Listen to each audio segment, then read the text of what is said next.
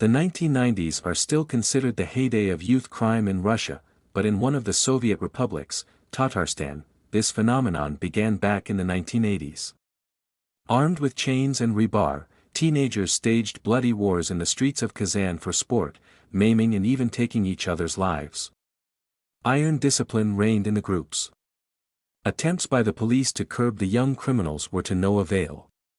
Today we will talk about how Kazan gangs fought among themselves and terrorized the city, what laws reigned in the groups. In 1953, the USSR released more than 1 million prisoners under amnesty, not all of whom had been imprisoned on political charges. At the same time, in the 1960s, active urbanization influenced the formation of gangs. Against the backdrop of developing industry, villagers who were used to defending their territory began to move to Kazan from the villages. Fights between villages turned into clashes between streets. In the 80s, about 100 criminal groups operated in the capital of Tatarstan. The Voice of America radio station drew a parallel between Kazan and Chicago in the 1930s. From the early 80s to the early 90s, the groups fought wars for asphalt, dividing territories. The gangs were called motorlocks. Then they were called offices and streets.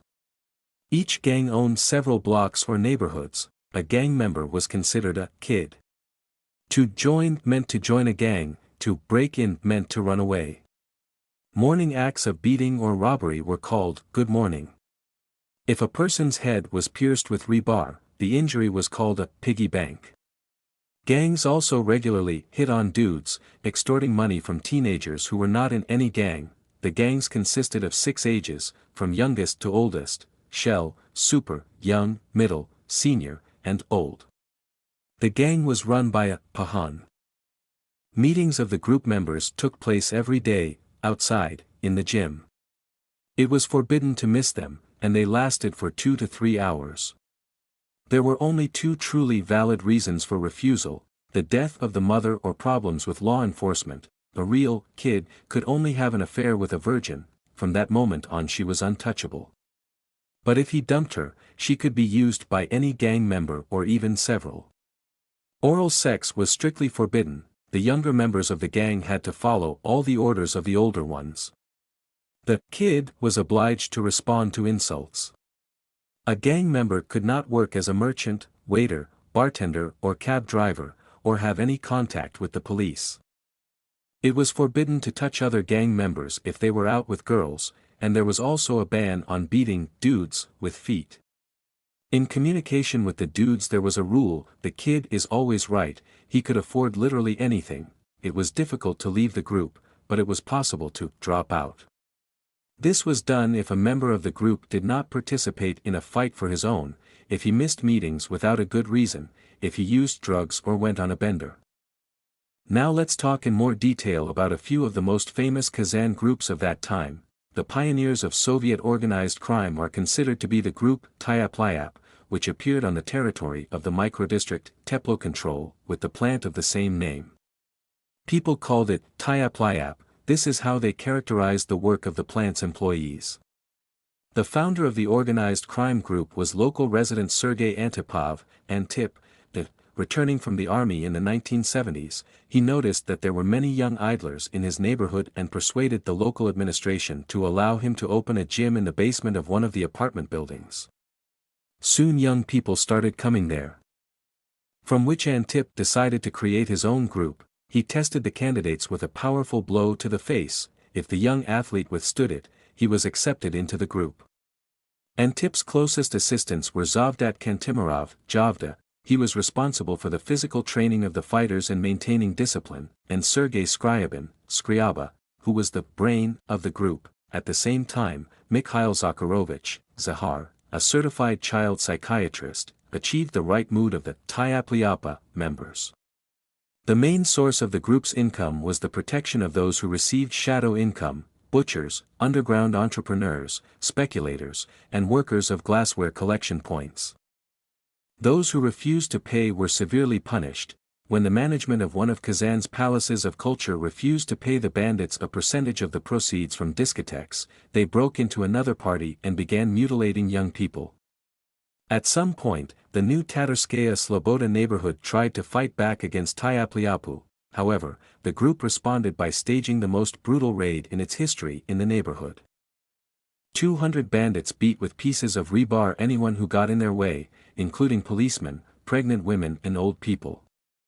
However, by doing so, the Tyapliyapa OCG signed its own verdict. The law enforcement agencies defeated the group, 30 of its ordinary members were sent to the zones, and Tip and Skriaba received 15 years in prison each, and Zavda was sentenced to death. After the defeat of the Tyapliyap OCG, some of its members who remained at large joined a new group, Kadi Taktash, which appeared in 1982. Most of its members lived in the area of the street named after the Tatar poet Kadi Taktash, which gave the gang its name. Until the 1990s, the Kadi Taktash gang was engaged only in racketeering. And then split into young people and old people. The former wanted to change the rules of the game, while the latter stayed true to their traditions. In the confrontation between the sides, the youth won, with Radik Galiakbarov, Raja, as their leader. Having destroyed all his enemies through intrigue and violence, Raja took control of a number of commercial facilities, engaged in drug trafficking and prostitution, and began organizing dog fights. The fatal mistake of Kadi Taktash was the shooting of Pavlyukin's group leader Vladimir Marushkin on Militia Day on November 10, 1999. Marushkin's associates helped law enforcement agencies to find the killer Anatoly Novitsky, who testified against the leaders of the Kadi Taktash group.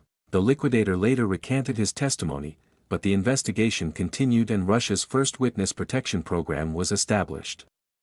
Relatives of the victims and eyewitnesses to the crimes helped prove 13, out of 60, mass murders committed by the group. Raja and his closest aide Rinat Farkhutdinov, Rintik, received life sentences, while the other members of Kadi Taktash received 15 to 24 years in prison. The following is a story about the Zilka group.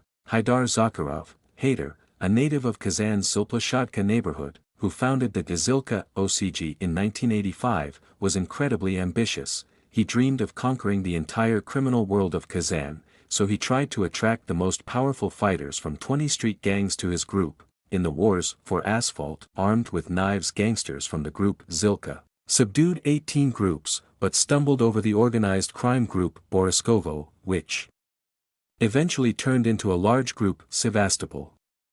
Because of the violent confrontation with Boriskovo, Haidar had to leave for St. Petersburg, where he managed to wrest Nevsky Prospect from the legendary Tambov group. When the leader of the Sevastopol, Lina Rechapov, disappeared in 1995, the new leaders of the community offered Haidar peace, to which he unwisely agreed. In October 1995, he found himself blocked in an elevator, which the killers riddled with automatic weapons. The criminal authority was saved by his bodyguards, who covered his boss with their bodies. The badly wounded Haidar was taken to the hospital, where they tried to finish him off by shooting him with a grenade launcher through the hospital window. But the Zilka leader was lucky this time. Shortly before the assassination attempt, he was transferred to another ward. However, in 1996, as Haidar was getting out of his car, his luck changed. The car was covered with smoke bombs, disorienting the bodyguards, and a sniper fired 2 shots to send the leader of Zilka to the other world. After the disappearance of the ringleader, the group quickly lost its former influence, and its new leader, Yuri Marikin, was soon detained and received a life sentence in the Polar Owl colony. The history of most leaders of Kazan groups is unenviable and quite predictable. They either die at the hands of their own kin or are imprisoned, and only a few end up on the run or free after serving their time. Thanks for watching. Don't forget to put likes and leave comments. Subscribe to the channel not to miss more exciting stories.